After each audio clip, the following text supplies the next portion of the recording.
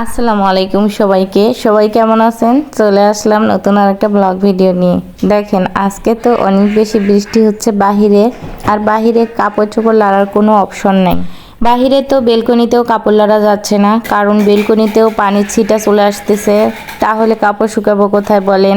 তাই জন্য ঘরে এই দড়ি টাঙ্গাইলাম। আর যেহেতু এই রুমে আমরা কেউ থাকি না, তাই আমি এই রুমে দড়ি টাঙ্গিয়ে নিলাম।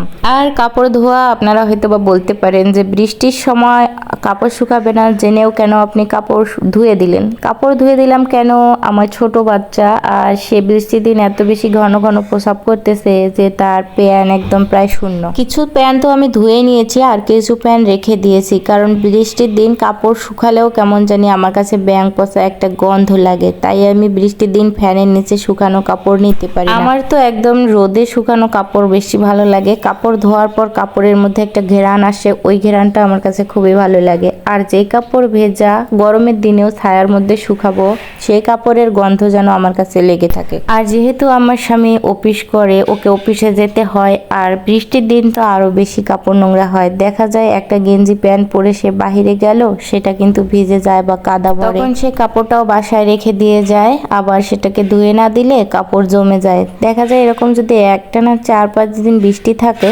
তাহলে কিন্তু তার কাপড় পরার জন্য কাপড় থাকবে না। তাই জন্য আমি বৃষ্টির মধ্যে কাপড় নিচে দিয়ে শুকাই, যাতে করে একটু হলেও শুকায় কাপড়, সে কাপড়টা পরে আবার অফিস করতে পারে, যাতে কাপড়ের কোনো কষ্ট না হয়। এখন চলেন আপনাদেরকে দেখাবো আমার আর একটা রুমের ব্যাপার স্যাপার। বাসায় কেউ আসলে তো বাসা দেখে বলবে যে এটা কেমন বাসা। আর এই বাসা এখনো আমি পরিষ্কার করতে পারিনি। এই পাশের রুমটা, ছোট মেয়েটা আমার টিভি দেখতেছে, আর আমি এখন ঘর গোছাবো। যেহেতু আমার বড় মেয়ে স্কুলে গেছে, এখন আমাকেই একা একা সব কাজ করে নিতে হচ্ছে। আর ঘর না গোছালে কেমন জানি শান্তি লাগে না। সব কাপড় চোপড় আমি এক খাটের মধ্যে গুছিয়ে রাখি, আর আমি একটা খাট ফাঁকাই রাখি, কারণ আমার ছোট মেয়ে সব সময়ের জন্য এই খাটের উপরেই খেলাধুলা করে, লাফাঝাফা করে। অনেক কিছু থাকলে কেমন জানি আমার কাছে গ্যাদারিং মনে হয়। অনেকেই এসে বলতে পারেন যে আপনার ঘরটা অগোছালো।